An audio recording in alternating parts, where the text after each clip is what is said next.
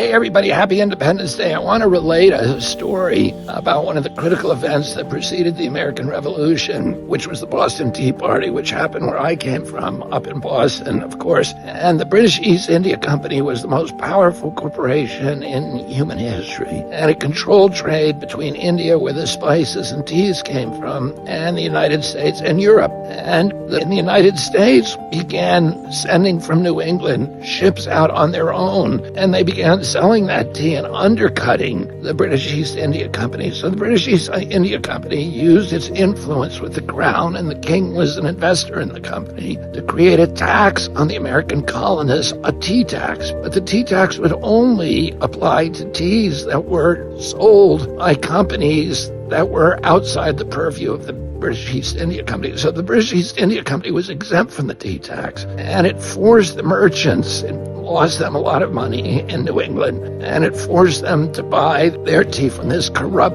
merger of state and corporate power. And they knew they were being strangled. And that was the beginning of the American Revolution. And today we are again trying to declare independence from a corrupt merger of state and corporate power, which has overtaken our government.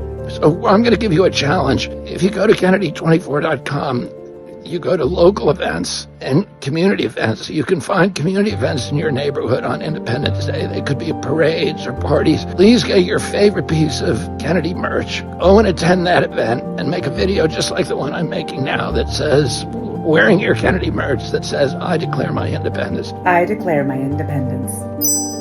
Send it to hashtag Kennedy Independence. We're going to put some of these up on a reel on my social media sites. Oh, I hope you'll do that. I hope you'll accept this challenge and have a really wonderful Independence Day. But don't forget the values that we're supposed to be remembering, which is complete independence from this corrupt merger of state and corporate power.